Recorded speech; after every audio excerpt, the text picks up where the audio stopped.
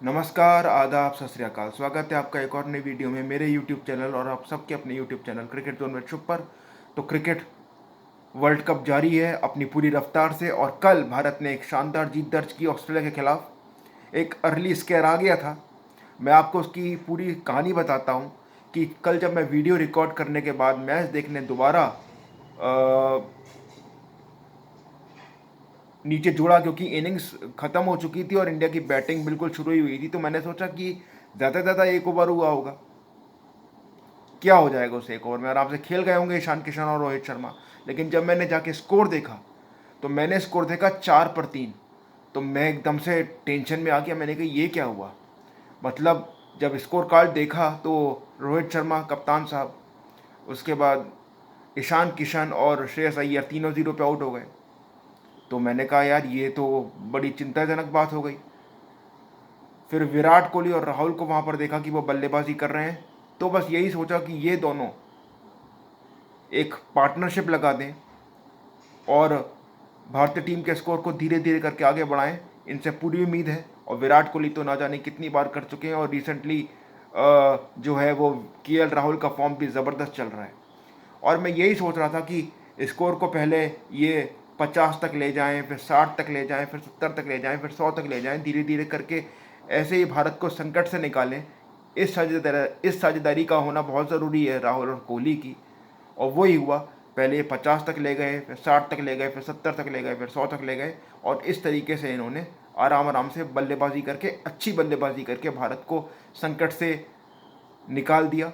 हालांकि जब भारत का स्कोर 21 था तो एक और मोमेंट आया जिसमें हम सब डर गए। विराट कोहली का कैच ड्रॉप हो गया मिचेल मार्श से। अगर वो कैच मिचेल मार्श पकड़ लेते तो भारत की स्थिति बहुत खराब हो सकती थी, लेकिन वो कैच मिचेल मार्श से छूटा। और भाई किंग कोहली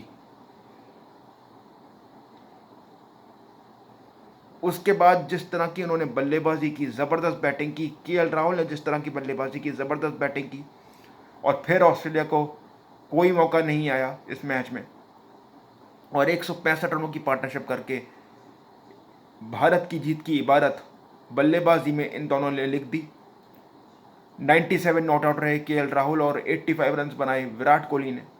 हालांकि विराट कोहली भारत को बिल्कुल मतलब नॉट आउट ही जा रहे थे भारत को जीत दिला के, लेकिन बिल्कुल लास्ट मोमेंट पर जब भारत जीतने वाला था तो वो आउट हो गए जॉस हेजलवुड की गेंद पर। लेकिन उन्होंने एक शानदार पारी खेली और दिखा दिया कि भाई क्रिकेट की दुनिया का असली किंग कोई और नहीं, विराट कोहली है। विराट कोहली के साथ आप दुनिया के किसी भी बल्लेबाज का कंपैरिजन नहीं कर सकते। कोई उनके आसपास ठहरता ही नहीं है जब आप ऑल फॉर्मेट प्लेयर की बात करते हैं।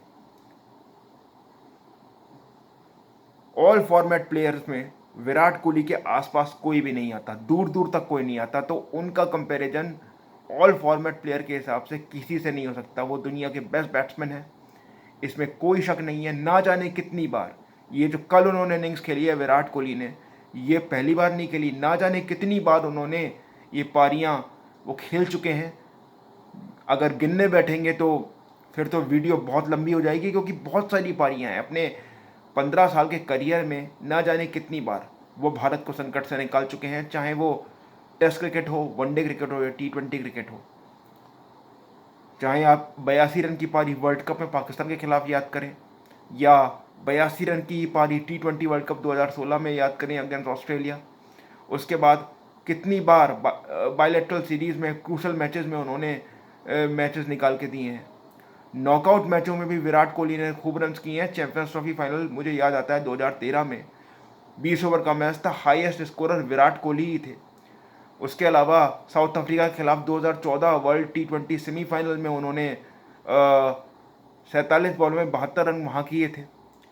और टूर्ना अपने पहले ही विश्व कप 2011 में उन्होंने फाइनल में जो 35 रन की पारी खेली थी, भले ही वो रन्स कम लग रहे हैं आपको, लेकिन उस समय जो पार्टनरशिप की ज़रूरत थी भारत को, वो उन्होंने गंभीर के साथ निभाई और भारत को संकट से वहाँ भी निकाला। तब तो वो उनकी उम्र भी काफ़ी कम थी। तो इतनी कम उम्र से इतने मिच्योर बैट्समैन हैं विराट कोहली की, क्या बताऊँ मैं।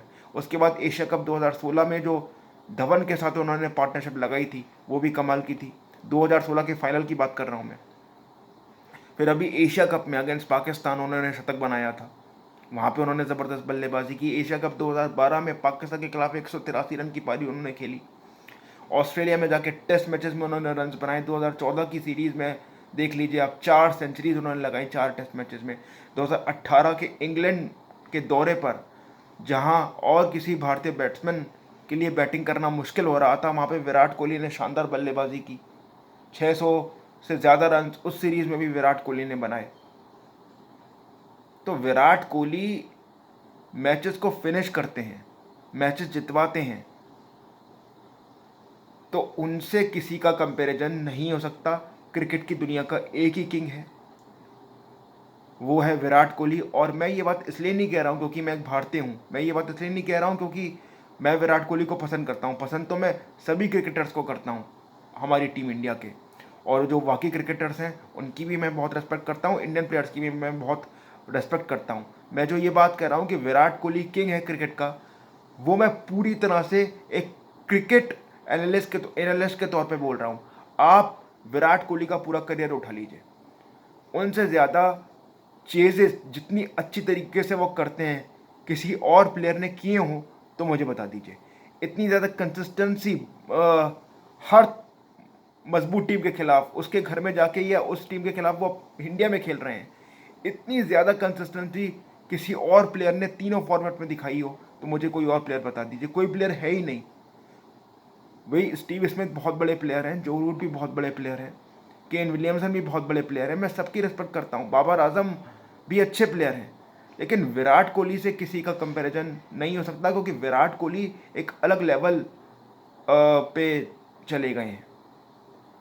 और आप देखिए ना, जो स्टीव स्मिथ टेस्ट क्रिकेट के कमाल के बैट्समैन हैं, उनके आंकड़े विराट से भी थोड़े बेहतर हैं, मैं मानता हूँ। और विराट कोहली ने खुद कहा था कि वो टेस्ट क्रिकेट के मुझसे भी बड़े बल्लेबाज हैं। आई थिंक WTC फाइनल में बेस्ट बैट्समैन है वो टेस्ट क्रिकेट में। लेकिन विराट कोहली भी टेस्ट में बहुत पीछे नहीं है, 28 सेंचुरी उनकी टेस्ट क्रिकेट में भी हैं। तो टेस्ट क्रिकेट के भी वो ग्रेट बैट्समैन है विराट कोहली। उसके अलावा अगर आप स्टीव स्मिथ की बात करो तो वनडे रिकॉर्ड जो है स्टीव स्मिथ का अच्छा है, लेकिन विराट कोहली के कंपैरिजन में विराट कोहली बहुत आगे निकल जाते हैं वनडे क्रिकेट में, और ना सिर्फ स्टीव स्मिथ से, दुनिया के किसी भी प्लेयर से भी। तो आप चाहे वनडे की बात करें, टेस्ट की बात करें, या आप T20 की बात करें, जब आप ऑल 3 फॉर्मेट के बेस्ट प्लेयर की बात करते हैं तो वो विराट कोहली है, उसमें कोई डाउट नहीं है। और ये डिबेट चलती रहती है बाबर आजम बेस्ट है या विराट कोहली बेस्ट है। इस पर मैंने पहले भी कहा था कि बाबर आजम और विराट कोहली का कंपैरिजन नहीं बनता है।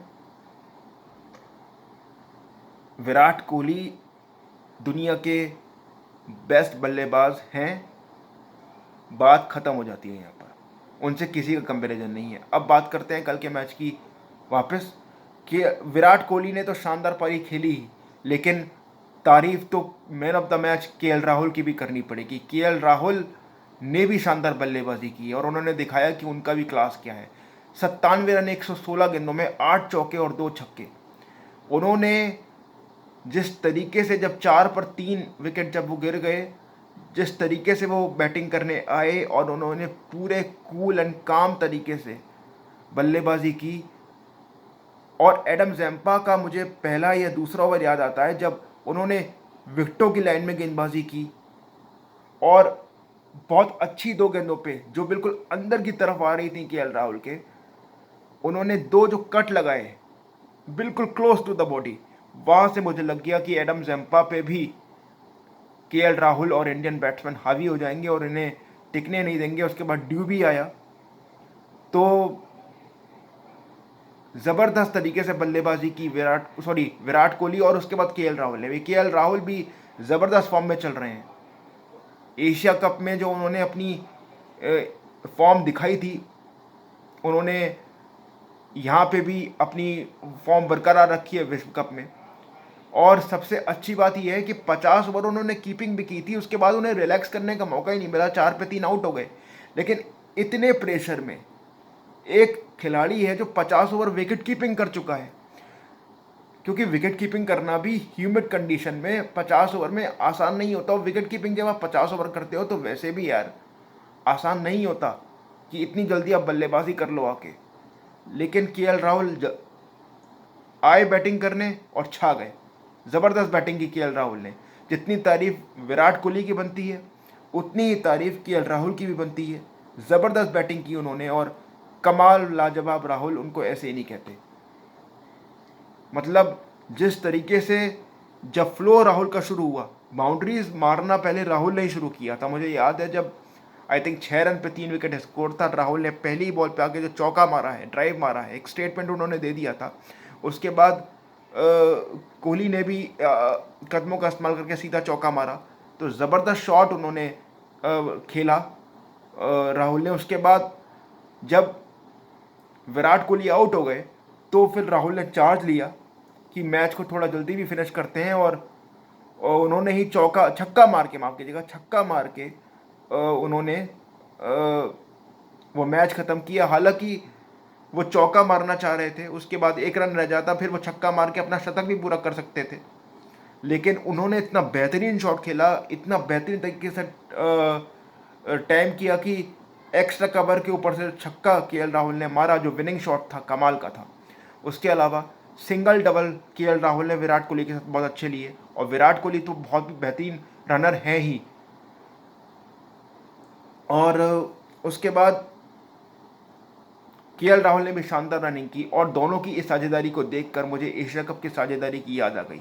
वहाँ पे भी केएल राहुल और विराट कोहली ने पाकिस्तानी गेंदबाजों को नहीं बख्शा था, और यहाँ पर भी विराट कोहली और केएल राहुल ने ऑस्ट्रेलियन बॉलर्स को नहीं बख्शा। और राइटली केएल राहुल को मैन ऑफ द मैच चुना गया, राइटली, क्योंकि उन्होंने कैचेस भी पकड़े थे। विराट कोहली की इनिंग्स तो शानदार रही, उन्होंने कैच भी शानदार पकड़ा था। मैं ये बात कर रहा था केएल राहुल की।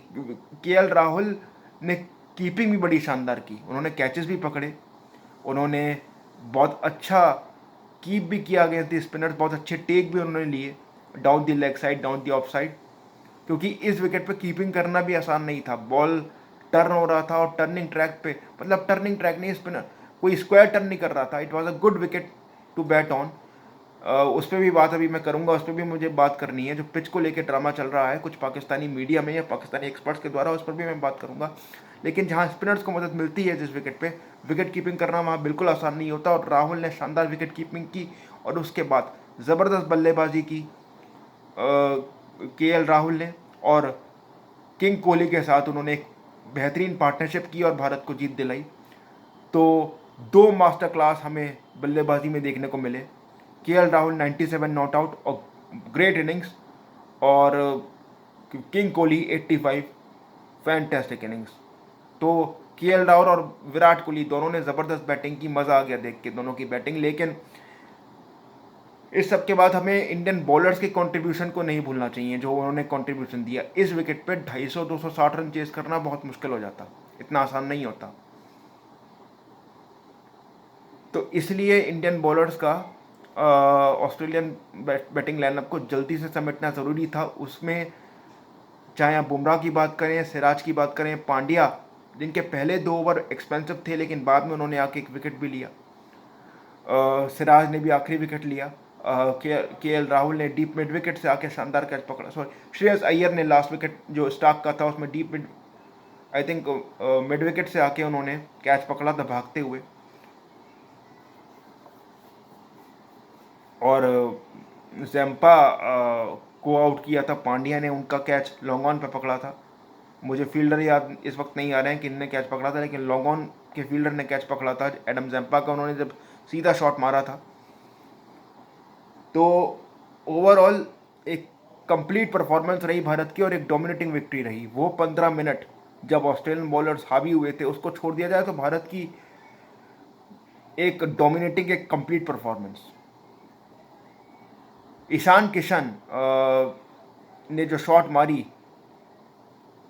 कि उन्होंने बाहर से गेंद को फ्लैश किया और स्लिप पे वो कैच दे बैठे पहली बॉल पर।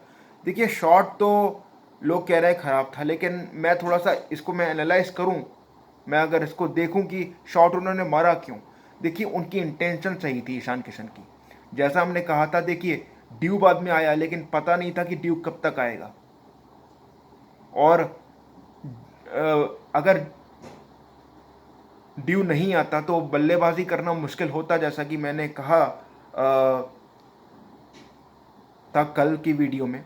तो ईशान किशन का इंटेंट बिल्कुल ठीक था कि पहले 20 ओवर वो अटैक करना चाह रहे थे ऑस्ट्रेलियन गेंदबाजों पर, ताकि अगर ड्यू ना आए तब भी भारत एक कंफर्टेबल सिचुएशन में रहे। उनकी कोशिश थी कि पहले 20 ओवर में भारत के एक ठीक ठाक रन लगा दिए जाएं, ताकि बाकी के बल्लेबाजों पर प्रेशर ना आए कि अगर ड्यू नहीं आई और विकेट टर्न भी किया, थोड़ा सा स्पिनर्स को और ज़्यादा हेल्प किया, तो भी भारतीय बल्लेबाज आराम से स्कोर बना देंगे, उन पर प्रेशर नहीं आएगा। तो ईशान किशन का जो एक इंटेंट था वो बिल्कुल ठीक था कि वो ये चाह रहे थे कि आगे आने वाले बल्लेबाजों पर कोई प्रेशर ना हो, लेकिन ऐसा हो नहीं पाया। लेकिन उनका इंटेंट पे मैं बिल्कुल सवाल नहीं उठाऊंगा। बाद में ड्यू आई, बॉल सही से ग्रिप नहीं कर पा रहे थे एडम जम्पा, लेकिन गलती इसमें सारी ऑस्ट्रेलिया की है, क्योंकि उन्होंने इतने रन ही नहीं बनाए। क्योंकि ड्यू ऐसा नहीं है कि पहले ओवर से पड़ी थी, ड्यू आई है 25वें 26 में या 27वें ओवर के आसपास, जो आधी इनिंग्स तब तक निकल गई थी। अगर ऑस्ट्रेलिया 260 270 बनाता, प्रेशर भारत पर लगाता, तो भारत पर दबाव बनाने के मौके ज़्यादा होते उनके पास। अब अगर बाद में ड्यू आएगी भी, क्योंकि मैच तो 50 ओवर का था नहीं ऑस्ट्रेलिया के लिए, मान लीजिए 30 ओवर के बाद ड्यू आती है, लेकिन अगर 30 ओवर में भी आपको उतनी सफलता नहीं मिली, उसके बाद अगर ड्यू नहीं भी आएगी तो भी आप मैच हार जाओगे, और ड्यू आ जाएगी तब भी आप मैच हार जाओगे। कहने का मतलब ये है कि ड्यू तो बाद में आई है, ड्यू तो काफ़ी बाद में आई है। ऑस्ट्रेलिया को शुरुआत के जो 3 विकेट मिले, उसके बाद वो विकेटों से अपने मौक़ों को भुना ही नहीं सके, और जो मौका उनके पास आया था विराट कोहली के कैच पकड़ने का, वो उन्होंने गवा दिया। क्योंकि ड्यू तो बाद में आई है ना, ड्यू आई है निश्चित तौर पर, मैं इस बात से इनकार नहीं करता, लेकिन पहले ओवर से ड्यू नहीं गिरा था। ड्यू आया है थोड़ा बाद में, जब कम से कम आधी इनिंग्स पूरी हो चुकी थी। और उसके बाद भी जब पहला स्पिनर कप्तान ऑस्ट्रेलिया के कप्तान पैट कमिंस ने लगाया, आई थिंक 12वें या 13वें ओवर में, तब तक ड्यू नहीं आई थी इतनी, या आई होगी तो बहुत हल्की हल्की आई होगी, इतना प्रभाव नहीं था। तो भी पहला स्पिनर उन्होंने ग्लेन मैक्सवेल को लगाया, एडम जम्पा को नहीं लगाया। अगर आपको अंदाज़ा है कि यार बाद में ड्यू आ सकती है, तो आप जब स्पिनर को लगा ही रहे हैं तो आप अपने मेन स्पिनर को लगाएं, विकेट टेकर को, ताकि वो सूखी बॉल से बॉल कर सके 4-5 ओवर। अगर वो सूखी गेंद से गेंदबाजी करते और अगर उनके पास मौका आता विकेट लेने का, तो हो सकता था कि मैच और ज़्यादा करीबी हो जाता। लेकिन पैट कमिंस की कप्तानी बहुत निराशाजनक रही कि उन्होंने जो मौके उनके पास थे वो भुनाए नहीं उन्होंने, इसलिए ऑस्ट्रेलिया मैच हारा है। देखिए, ड्यू तो एक नेचुरल चीज़ है, वो तो होता ही है, लेकिन कल ऑस्ट्रेलिया ड्यू की वजह से नहीं हारा। कल इसलिए हारा क्योंकि रन्स कम थे। जिस तरीके से मैंने आपसे कहा कि ऑस्ट्रेलिया ने जो 3 विकेटों के बाद विकेटें नहीं ली, एक पार्टनरशिप बनने दी, या बनने मतलब ये, माफ़ कीजिएगा, मैं ये कहना चाह रहा हूँ कि जो पार्टनरशिप बन गई, क्योंकि तोड़ने की कोशिश तो वो कर रहे होंगे लगातार, जो पार्टनरशिप बन गई उसको वो तोड़ नहीं पाए, तो उसके बाद ड्यू आती या नहीं आती, मैच तो ऑस्ट्रेलिया को हारना ही था। क्योंकि कप्तानी जो थी वो गलत थी। जैसा कि मैंने कहा कि जब बैट्समैन सेट हो गए, तो आप क्यों इंतज़ार कर रहे हो कि मैं ग्लेन मैक्सवेल को बाद में ले के आऊँगा? बैट्समैन को आप सेट करवा रहे हो, पार्टनरशिप और ज़्यादा लंबी जा रही है, इस चक्कर में पार्टनरशिप आप बनने दे रहे हो। क्योंकि उन्हें लगा कि ग्लेन मैक्सवेल ने लास्ट मैच में विकेट लिए थे भारत के खिलाफ राजकोट में, यहाँ पे भी ग्लेन मैक्सवेल विकेट ले लेंगे। भाई, Glenn Maxwell part time bowler है, वो मेन बॉलर नहीं है। एडम जम्पा मेन बॉलर है, तो आप पार्ट टाइम बॉलर को बाद में लेके आते हैं, मेन स्पिनर को आप पहले लेके आते हैं। तो यहाँ पे पैट कमिंस का जो एक कैलकुलेशन था वो बिल्कुल गलत साबित हो गया। वही वो पिछले मैच का समझ के शायद ग्लेन मैक्सवेल को इसलिए पहले लेकर आए और बैट्समैन सेट होता चला गया। जो मैंने ये बात कही, पार्टनरशिप बनने दी उन्होंने, मतलब मेरा ये कहने का मतलब था कि पहले अगर वो जैम्पा को लेके आते तो शायद ये पार्टनरशिप टूट जाती, बैट्समैन इतना सेट नहीं होता, क्योंकि जैम्पा तब भी मेन स्पिनर है। ग्लेन मैक्सवेल कितनी भी अच्छी गेंदबाजी कर लें, वो एक उपयोगी बॉलर तो हो सकते हैं लेकिन मेन स्पिनर नहीं हो सकते। मेरे कहने का मतलब ये है। तो पैट कमिंस की कप्तानी में कुछ फ्लॉज कल नज़र आए। बैट्समैन सेट होता चला गया, तब तक उन्होंने ग्लेन ओ सॉरी एडम जैम्पा को लाने का इंतज़ार किया। ग्लेन मैक्सवेल को पहले लगा दिया उन्होंने, क्योंकि वो सोच रहे थे कि जैसे ग्लेन मैक्सवेल ने पिछले मैच में विकेट लिए थे वैसे ही ग्लेन मैक्सवेल यहाँ आके विकेट ले लेंगे। सोच उनकी ये होगी, लेकिन हर बार ऐसा नहीं होता, क्योंकि कोशिशें तो ऑस्ट्रेलिया कर रहा था और सच में ऑस्ट्रेलिया के पेस बॉलर्स ने शानदार बॉलिंग की, लेकिन उसके बाद स्पिनर्स उस तरीके से गेंदबाजी नहीं कर सके जैसी ऑस्ट्रेलिया चाहता था। तो भारत को मिली शानदार जीत और 11 तारीख को अब अगला मैच है भारत का अफगानिस्तान के खिलाफ दिल्ली में। और ऑस्ट्रेलिया को इस हार को भुला के आगे बढ़ना होगा अगर मैं ऑस्ट्रेलिया के प्रोस्पेक्टिव से बात करूं, जबकि भारत को अपने इसी अच्छे प्रदर्शन को आगे लेके जाना है। खबर यह है कि शुभमन गिल जो भारत के ओपनर हैं वो दूसरे मैच से भी बाहर हो गए हैं और उम्मीद है कि 14 अक्टूबर को जब भारत पाकिस्तान का मुकाबला होगा हाई वोल्टेज अहमदाबाद में, वो उस मैच में खेलेंगे। अच्छी रिकवरी कर रहे हैं वो, लेकिन मेडिकल टीम चाहती है कि उन्हें थोड़ा और वक्त मिले रिकवर करने के लिए। फ़िलहाल वो दिल्ली भी नहीं आए हैं। खबरें यही हैं कि चेन्नई में वो अपने होटल में रुके हुए हैं। तो हम आशा करते हैं कि उनकी जल्दी रिकवरी हो जाए और वो जल्द से जल्द टीम से जुड़ जाएं। और क्योंकि अफ़गानिस्तान के खिलाफ शुभमन गिल अगर नहीं भी खेलेंगे तब भी भारत जीत जाएगा, मुझे इसका पूरा विश्वास है। और ऑस्ट्रेलिया की जहाँ तक बात करते हैं तो ऑस्ट्रेलिया का, जैसे मैंने कहा कि उनका अगला मैच साउथ अफ्रीका के खिलाफ है लखनऊ में, तो वो मैच भी बहुत इंटरेस्टिंग होगा। देखना होगा लखनऊ की विकेट कैसी होती है और कप्तानी में जो गलतियाँ पैट कमिंस ने की उन गलतियों से उन्हें बचना होगा कि भाई आप इंतज़ार नहीं कर सकते कि कब बल्लेबाज गलती करे और कब मैं फिर अपने मेन बॉलर को लेके आऊँ।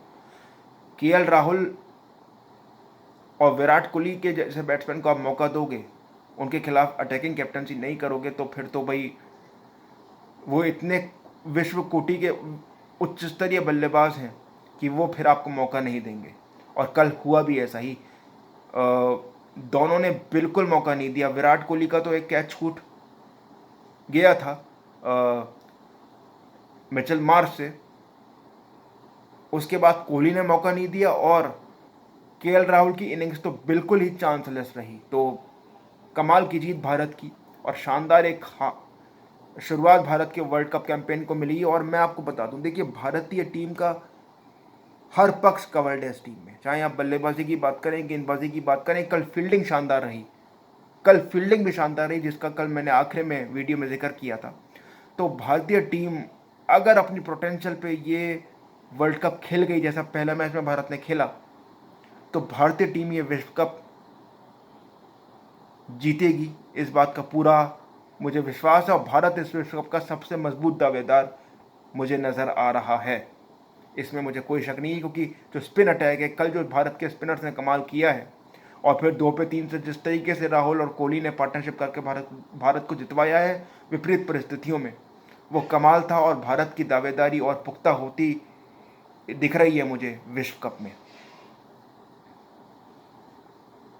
तो ग्रेट विन फॉर इंडिया, हम बहुत खुश हैं और मुझे मज़ा आ गया। एक्चुअली मैं तो मतलब यही प्रे कर रहा था मन में कि यार ऑस्ट्रेलिया से मैच जीत जाए, क्योंकि विनिंग स्टार्ट होना बहुत ज़रूरी है। और बहुत खुशी है इस बात की कि भारत ने एक विनिंग स्टार्ट लिया है वर्ल्ड कप में, शानदार शुरुआत भारत ने की है। अब बात करते हैं कुछ पाकिस्तानी एक्सपर्ट्स की जो चेन्नई की पिच पर सवाल उठा रहे हैं। उनका ये कहना है कि यार इंडिया अपने हिसाब से विकेटें बनवा रहा है, ऐसी स्पिन विकेटें भारत ने बनवा दी जो दूसरी टीम के साथ अनफेयर हो रहा है। तो ऐसे कुछ पाकिस्तानी एक्सपर्ट्स हैं जो पिच को दोष दे रहे हैं। मैं यही कहना चाहूँगा, stop behaving like a crying baby some Pakistani experts. भाई चेन्नई की विकेट जो कल थी वो कोई ख़राब विकेट नहीं थी। स्पिन हो रही थी गेंद, लेकिन कोई ऐसा स्क्वायर टर्न नहीं हो रहा था। अगर बल्लेबाज अपने आप को अप्लाई करे तो वहाँ पे बिल्कुल रन हो सकते थे, जो आपको कोहली ने करके दिखाया, जो आपको राहुल ने करके दिखाया। जब बल्लेबाज अब अपने आप को अप्लाई नहीं करेगा तो उसमें पिच की फिर क्या गलती है। और चेन्नई की विकेट तो भाई स्पिन तो वो करती है, स्पिन विकेट होने का मतलब ये थोड़ी है कि खराब विकेट हो गई। तो ये ड्रामे मत कीजिए कुछ पाकिस्तानी एक्सपर्ट्स, मैं नाम भी ले रहा हूँ अब्दुल रज़ाक का, वो तो हमेशा रोते रहते हैं। उनको पता नहीं क्या मसला है, उनको पता नहीं क्या मसला है, हर बार इस तरह के बयान वो देते हैं। मुझे तो एक्चुअली उनके बयान पर ही हंसी आ जाती है। उनके देश में उनको कोई सीरियसली नहीं लेता, हमेशा वो कुछ ना कुछ मतलब सॉरी यहाँ पे मैं बकवास में बोलने वाला था, लेकिन मैं नहीं बोलूँगा वो शब्द, अब मैं इस्तेमाल नहीं करूँगा उस शब्द का, लेकिन क्योंकि मैं इतना ज़्यादा भारत जीता है उस पर मैं अपना इनके बारे में ज़्यादा बात करके मैं अपना मन खट्टा नहीं करना चाहता। लेकिन मैं यही कहना चाहता हूँ कि भाई अब्दुल रज़ाक साहब और उनके जैसे लोग जो पिच को दोष दे रहे हैं, कादिर ख्वाजा एक वो हैं जर्नलिस्ट जिन्होंने भी इस तरीके का बयान दिया है कि भाई चेन्नई की विकेट जो है बीसीसीआई ने अपनी मर्जी की बनवाई है। भाई चेन्नई की विकेट ऐसी ही होती है, स्पिन विकेट होता है चेन्नई में। इतिहास निकाल के देख लो चेन्नई के विकेट का, स्पिन विकेट था तो इसका मतलब ये थोड़ी कि खराब विकेट था। अगर बल्लेबाज को थोड़ी मेहनत करनी पड़ जाए तो वो विकेट खराब हो जाती है। आप क्या चाहते हैं हर मैच पे 400 बनने, हर मैच पे 350 बने? ऐसा तो नहीं होगा ना भाई। किसी ना किसी विकेट के ऊपर बल्लेबाज को मेहनत तो करनी पड़ेगी। अब मेहनत अगर वो करेगा तो इसका मतलब ये थोड़ी कि आप विकेट को खराब कह देंगे। कोई विकेट खराब नहीं थी कल की, अच्छी विकेट थी, बल्लेबाज को अप्लाई करना था, वो रन्स बना सकते थे वहाँ पे। ये विकेट को दोष देना बंद करें, विकेट में कोई खराबी नहीं थी, विकेट बहुत अच्छा था। भाई अब जब बॉल टर्न हो रहा है, ड्यू अभी तक नहीं पहुंची है, बाद में कप्तान को लग रहा है कि ड्यू आएगी, तो उन्होंने जैम्पा को पहले क्यों नहीं लगवाया? बल्लेबाज सेट हो रहा था, उनको नहीं पता था क्या? उनको लगा कि यार ग्लेन मैक्सवेल यहाँ पे राजकोट के तीसरे वनडे की तरह विकेट ले जाएगा, तो उन्होंने मैक्सवेल को पहले लगा दिया ये सोच के। तो कप्तानी कल खराब थी पैट कमिंग्स की, रन्स कम बनाए थे ऑस्ट्रेलिया ने, इसलिए ऑस्ट्रेलिया हारा है भाई। और भारतीय दो बल्लेबाज विराट कोहली और केएल राहुल ने शानदार बल्लेबाजी की है। थोड़ा सा चैलेंजिंग विकेट अगर है, बल्लेबाज को रन बनाने के लिए थोड़ी मेहनत करनी पड़ रही है, और मेहनत अगर बल्लेबाज करता है तो रन भी बनाता है। तो ये विकेट खराब कहाँ से हो गई मुझे बताइए? क्या सिर्फ वही विकेटें सही होती हैं जिस पर बल्लेबाज टांग रखे और छक्का मार दे? मुझे तो नहीं लगता। हालांकि मैं तो उन विकेटों के खिलाफ भी नहीं हूँ, लेकिन मैं इन विकेटों के खिलाफ भी नहीं हूँ जो कल हमें देखने को मिली। इसलिए नहीं कि भारत जीत गया है, ये विकेट में ऐसी कोई प्रॉब्लम नहीं थी। मैं सीना ठोक के बात कहता हूँ, थोड़ी सी चैलेंजिंग विकेट थी, बल्लेबाज को थोड़ा अप्लाई करना था, बाद में वो रन बना रहा था। अब ऑस्ट्रेलिया जब बैटिंग कर रहा था तो उन्होंने कोशिश ही नहीं की स्वीप शॉट मारने की या पॉजिटिव एक इंटेंट दिखाने की, वो बिल्कुल शेल में चले गए।